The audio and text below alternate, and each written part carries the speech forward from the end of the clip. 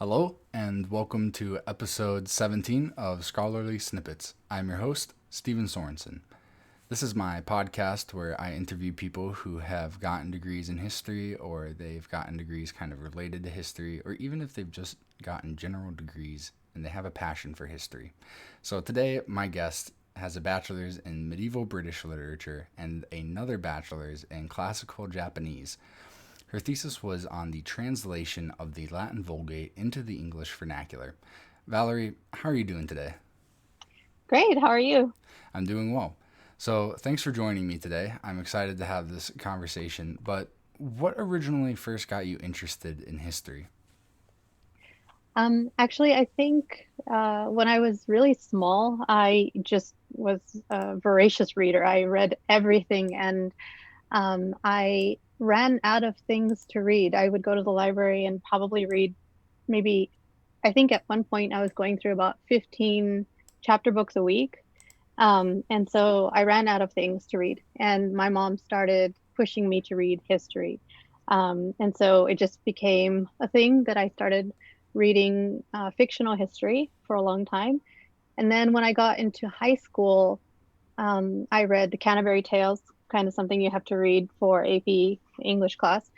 And it was so much fun. I remember like looking around at my classmates and they were so very bored.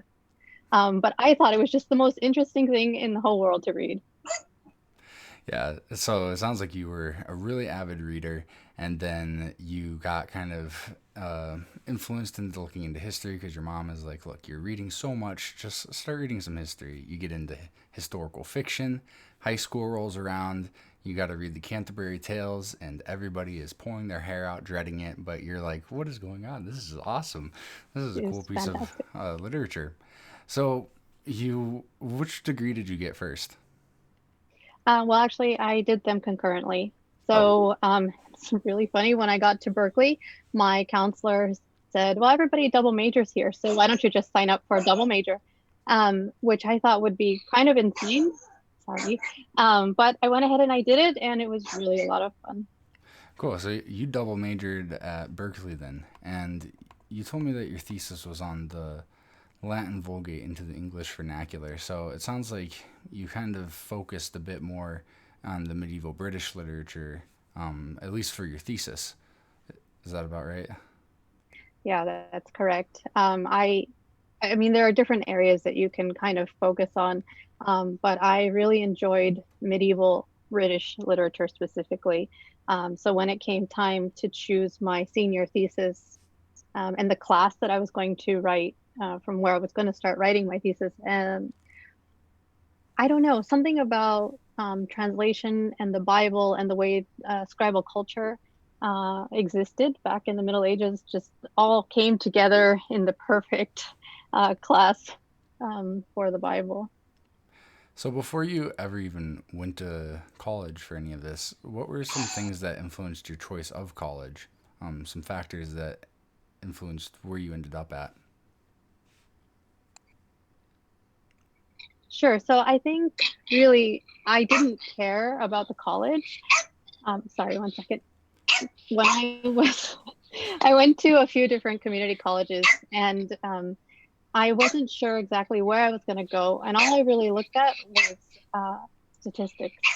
I wanted to know which colleges had the best English programs. And on the West Coast and in public education, Berkeley tops pretty high. So when I got the acceptance letter, I had never been to NorCal. I didn't even know what the area was like, but that was the best. So that's where I went. Yeah, no, Berkeley is definitely like one of those colleges that you hear it and you're like, oh yeah, I know that college. That college has a reputation. So definitely one of the more prestigious colleges out there. Um, and it sounds like it was nearby as well. And you had applied, or you'd Well, never I'm been actually up to from NorCal.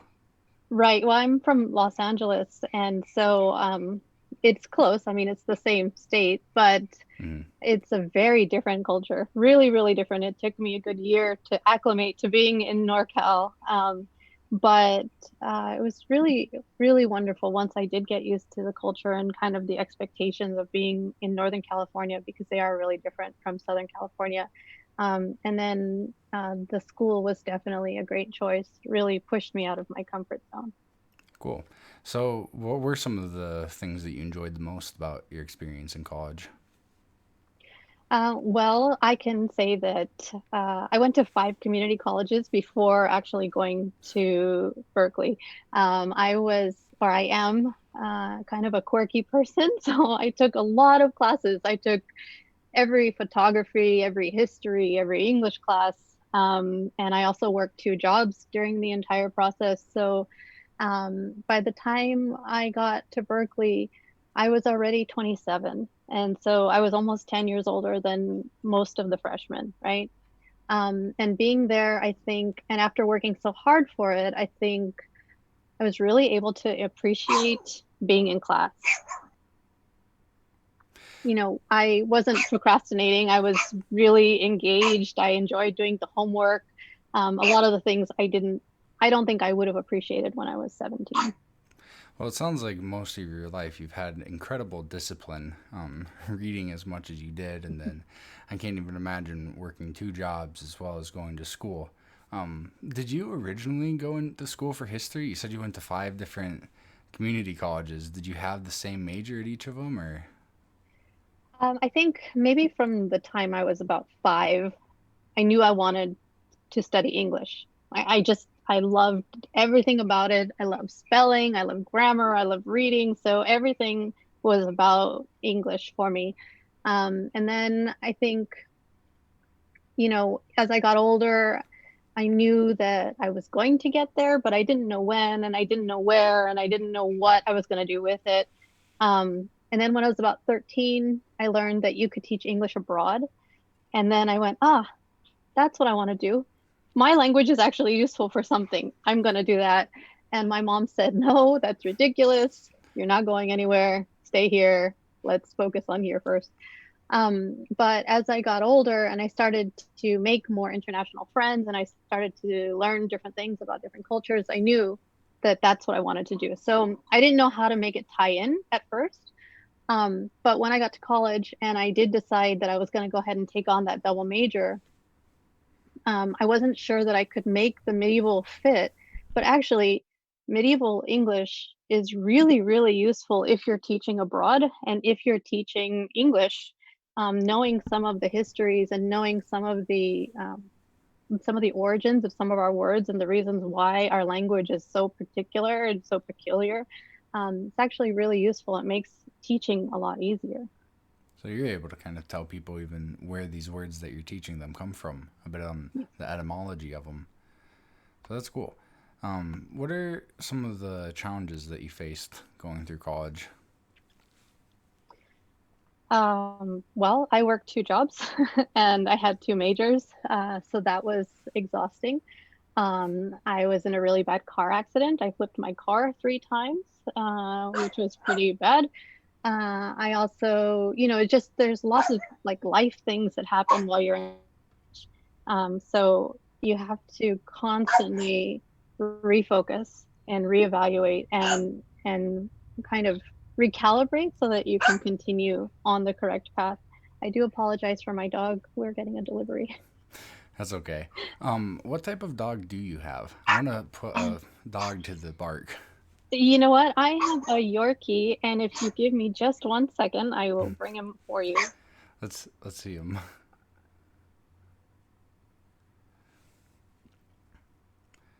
So yeah, that's interesting about the medieval British literature and being able to look into the etymologies of words and help trace them. Oh, there we go. There we go. Oh. Here he is. I believe the mailman is here, and that is his arch nemesis, as you Yeah. can imagine. It seems like with dogs, it's either they're the arch enemy or they're the best friend because they have treats in their pocket. I think if there were treats, he would probably be a little bit less angry. You think that would change his opinion on the mailman? Yes, I think so. Cool. So yeah, we just talked about some of the challenges that you faced dealing with 2 jobs as well as 2 majors. That sounds like a boatload of stress, just a lot to be dealing with. And I think I asked you what your favorite parts were, but If you could just summarize those again, what were some of your favorite parts of the whole experience? Like I said, I think that being a little bit older did work out in my favor. I think I was really in a place where I could appreciate school for school's sake, and just being around like other brilliant people. I remember looking around me in the classroom and just thinking, wow, all of these people are really smart. And every time they said something, I would just, oh wow, that was a really interesting thought. And all of that, being able to appreciate that, I think in the moment and not necessarily in retrospect, really did a lot for me. Um, and also, I think being in college is a little bit different than I had imagined. I imagined, what you see on TV of like uh, sororities and frats and football and this and that. And I'm not that person. So I wasn't even sure how that would work for me because I am really introverted and kind of a nerd and I like nerdy things and my own time. Um, and I found that my favorite part of Berkeley was the medieval section of the library, which is actually 4 stories on. So there's this big library with a really great glass ceiling, and you can see like all the way up, but the medieval section is all the way down underground with no light, and you have these like little lamps, and You like carry a lantern through there? it's kind of like that. It's like the part of the library that nobody goes into. Um, but while I was writing my thesis, I would just have stacks and stacks of books and my laptop and these little lights and my headphones and 15, 16 hours just like digging through notes and that was probably my favorite part of school, which is kind of weird, but that was my thing, like sitting there reading these uh, really old stories was just, it's so much fun. So, just to recap, you really enjoyed going back to school when you were a bit older because you feel like you really could appreciate fully what was being offered. And you also enjoyed the community because you were surrounded by like minded people who were really pursuing higher education in historical realms. And you also really enjoyed the library because there was just so much there that basically nobody had even touched yet. From what it sounds like, I can imagine you pulling a book from the shelf and the spider webs are breaking and you have to blow the dust off of it and it slowly creaks open, This is kind of what it sounded like. But do you know if that library is open to the public or do you need you have to be a student to get in there or? I believe the library is actually public, but you can't hang out unless you have a library card.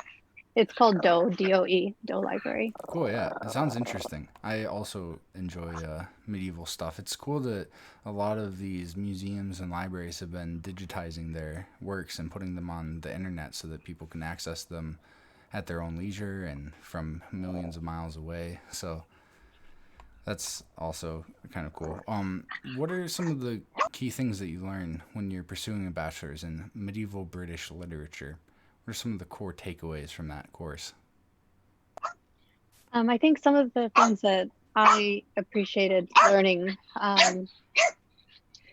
scribal transmission and how that from scribe to scribe and from period to period, right? And how things are translated over time is also different, right? So, for example, I know that, or at least I think I remember, if I remember correctly, the Torah, they would have people who didn't speak Hebrew because they would count the words on the page and that's how they made sure that each page was an exact replica. And then you also have, older like manuscripts where that Chaucer had a few different scribes and they're all a little bit different, right? Like the C and the B are different because one word or two words are different. It changes the meaning and the feeling of the story. And I think that's really interesting because you'll probably never get the actual meaning or exactly what they wanted to write because at this point it's so diluted. But if you can compare manuscripts and you look at them carefully, you can almost, it's just like being a detective, right? You can almost get what it is if you look at them very closely. Um, so for me, that all kind of comes down to looking at the information and looking at your sources and making information you have is correct, right? It's a kind of an abstract takeaway, but it's made me more skeptical and more, uh, I guess, more dedicated to making sure that I have correct information. So yeah, just to recap on that, it sounds like one of the core things that you look into when getting your bachelor's in medieval British literature is scribal transmission and how these different works were transmitted throughout history to see. And then Mhm. what you're talking about with the investigation, you're comparing documents. You're like, oh, all right, well, here's the oldest one, and it looks like this guy varies here, so he got these few words wrong, and this whole meaning is switched because of this guy's error on this document. So yeah, that's kind of cool. Um, Right. And you don't actually know which ones are the errors, right? Because you don't have the original text in most cases. so yeah, in most cases you don't have the original text, and you were saying that it's kind of increased your skepticism a bit. Yeah, definitely. Hmm. In all areas of my life. Yeah, I am also quite skeptical on some of this stuff, especially since we don't have the originals. Or in some cases, I know you were studying just British medieval literature, but in some cases with ancient literature, there's hundreds and thousands of years removed between the original and what copies we have today. So yeah, Right. definitely it can be interesting. I think keeping a healthy level of skepticism is good for the critical analysis to kind of figure out what happened when. So you were doing a double major. What were some of the core things that you got away from the classical Japanese courses? First of all, classical Japanese is hard. um, and the counselor who told me that everybody double majors at Berkeley was really lying because you don't double major at Berkeley unless your majors have some sort of overlap. So if you're going to double major, just be mentally prepared. It, Japanese is, there are different degrees of difficulty from English, and Japanese falls into the most difficult category for speakers of English. So I think, first of all, being mentally prepared for what you're about to take on, and being realistic about your time. So for Japanese, and it's just like English, your degree is basically English literature, right? And you can choose what you're going to focus in if you want to focus. It's the same for Japanese. You major in the language, and if you want to kind of focus on something, you can make sure that your curriculum is based around that idea. And I really enjoyed being able to almost do a comparative literature type of degree because the area or the time period that I studied in Japanese and the time period I studied in English were pretty similar. Um, so learning in Japan where there was a strong Buddhist influence, say versus the Christian influence in English literature, was really interesting. And being able to compare again scribal culture and how it worked in Japan versus how it worked uh, in uh, in England at the time was really really interesting for me. That sounds fascinating, actually, to me at least. What exactly is so? When you told me you had a bachelor's in classical Japanese, I was thinking it was like a bachelor's in classical Japanese history, but it kind of sounds like what you're saying is that it was a course in classical Japanese as the language. Yes and no. So officially, actually officially, my degree is East Asian languages and cultures, and that is because the major is so small that they don't have a definition. Like I think there were 18 graduates of Japanese within the East Asian languages and cultures major, but I think I probably took half of my courses in history, and I think most of those courses were classical Japanese. So a lot of when I graduated, I want to say that my classical Japanese, my reading of old Japanese texts was actually better than my conversational. my modern current conversational Japanese. Cool. What time period is classical Japanese in? Uh, in English, we would call it classical Japanese, but for Japanese people, uh, in Japanese, it's actually put by the ruling party or emperor of the time. So I happen to like a lot of like Heian area, Heian era literature, which is probably around 1100. It kind of coincides with Norman conquest and Well, what's yeah, happening in England there. I was kind of wondering for like the dates, like when does classical Japanese start, like the usage of that language, and then when does it end? Because like I think for example, for ancient times, for the Romans and Greeks, I think the ancient period or the classical period ends around like 500 AD, is when they're like, okay, classical's over, it's now the Middle Ages. Is there something like that for classical Japanese? I would say yes, but I don't want to give dates because I'm not exactly sure which dates. And I know there are people with some very strong and very strong opinions on I that. understand. So yeah, but definitely they're around like during the Norman conquest, because that's what you were Yes, looking into. yes, I think the earliest surviving text that we have is maybe around 500. And so I think part of classical, and I think that goes all the way up until maybe like 15 or 1600. Cool. And you were talking about you were like seeing the differences between how the scribes in Japan were recording Buddhist documents, and you were able to compare those to how the scribes in Britain were recording Christian documents. Are there a lot of overlaps between the methods, or what are some of the differences there? Well, a lot of what we have, ancient classical Japanese texts are written on scrolls, right? And they're written Mm-hmm. like this way. And they're also written in Chinese because like the really old texts were written before Japanese had a formal writing system. Okay. So, for example, Japanese is syllabary, right? So it's ka, ga, wa. They all have the consonant vowel sounds. So they a Chinese character to represent that sound. But well, all Chinese characters have two different ways to read them. So when you are reading an old text and you're just seeing the character, you're not exactly sure how to read.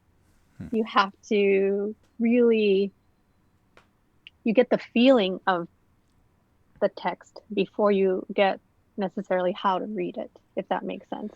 Is there a parallelism there to British language? Like, is there multiple ways to read the Old English, or?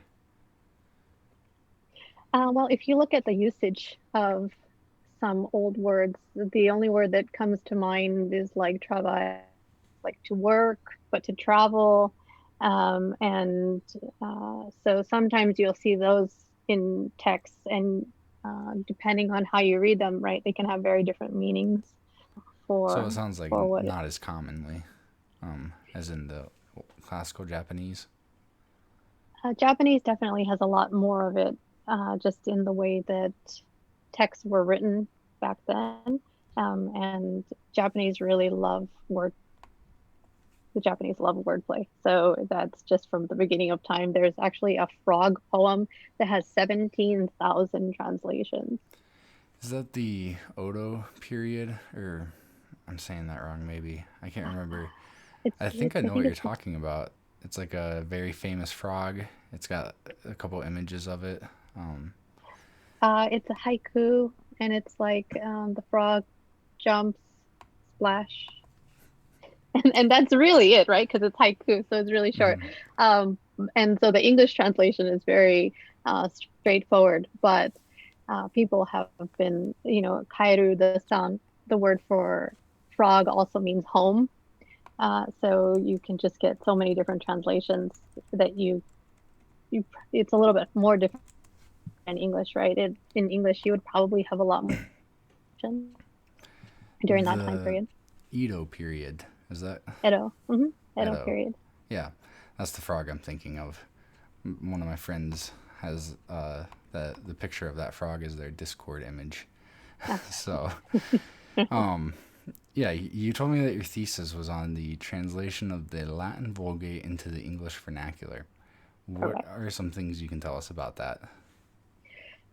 Well, back in the day, the church, the Christian church, had a monopoly on the dissemination of information. Uh, your average person did not own a Bible. They were not really considered learned. Uh, the information itself was uh, really, really, really carefully guarded by the church, right? They didn't really want anybody to just pick up a Bible and interpret it for themselves because they could be interpreting it incorrectly. They could be using it incorrectly somehow. And so the church was really, really, really carefully guarding it. And then you had all of these things like famines and plagues and not enough clergy to really be informing the people. And especially during the plague, when clergy were dying alongside normal people, there was no one to read last rites. So whoever was nearby, whoever could do it, started stepping in and helping. And so what ended up happening is kind of a long story short, people started to feel more empowered and they wanted to have information. And the Bible was already being translated. If I remember correctly, the French already had a Bible in French, and the English were like, why don't we have one? We should have one, right? And so it started. It created quite a stir. Lots of people were burned. Lots of people died to bring a Bible into English. And yeah, I think that's that's kind of like the short version. All to keep up with the French. Right, right. It's always back to the French. So yeah, that's interesting. Thanks for sharing that. So have you ever thought about how long ago did you get these? Do you think? My degrees. Mm-hmm. I graduated 2010, actually, 10 years ago today. So about a decade. Have you ever Yeah, thought about going back to pursue another degree? definitely. I think about it all the time. I think the most difficult part for me right now are finances. Uh, I've moved, I think I've lived on 3 different continents now, and I've probably lived in maybe 7 major cities, which is really great. I've had a lot of great experiences, but it doesn't do very much for your wallet. Right. Um, Yeah, and finances are definitely a tricky part into for schooling. It's not getting any cheaper, and if Correct. anything, it's getting more expensive as time goes on. So I guess it is important to get in when you can, but Yeah. if you can't, then that is unfortunate. But at the same time, I guess it's not super necessary. Well, what kind of degree would you want to get into if finances weren't an issue? What would you pursue? I would get a PhD in medieval literature. And Cool. I would probably actually, honestly, I'd probably do more of a comparative literature with, there's a text called Dream of the Rood about a tree, and it's about a tree. But So just gotta click a couple buttons here. Do you remember what we were talking about right before it quit out?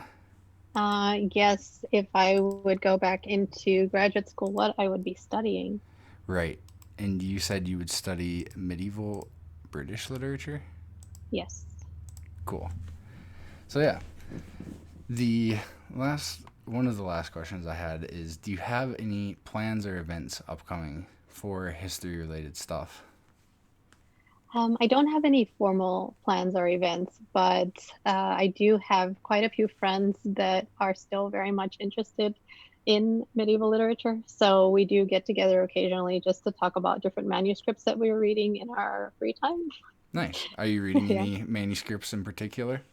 Yes, there is a manuscript called the Auchinleck Manuscript. It's in Scotland. It's been digitized, What is it and called? it is Auchinleck, Auchinleck. It's the oldest surviving all English text from about 1300 and maybe 1330. And there are lots of saints' lives. It's actually really, really interesting.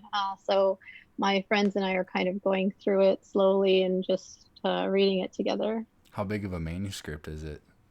I think there are like 40, they're officially 40, but I think, a couple of them, there's only like maybe one or two pages. So they're not all very long. Cool. So, one thing that I've done with everybody on my show so far is I've given them a chance to leave a message for people that are just getting interested in history as a career or as a hobby. And I'm interested to hear what kind of message would you give to those people who are just sort of starting to test the waters of the historical ocean, so to say. I actually thought about this question more than all the other questions. I looked at the other questions and I had an answer right away. I think, I cannot tell you how many times people told me it was a waste of time to focus on history. It was probably everyone that I've ever known in my entire life told me it was a waste of time to major in history. Um, However, that being said, I want to say it was the most rewarding thing for me. And I think I would have regretted not doing it.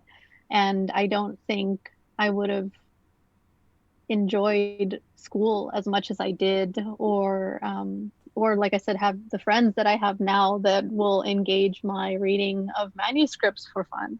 Um, and all of that I think is really important to who I am now.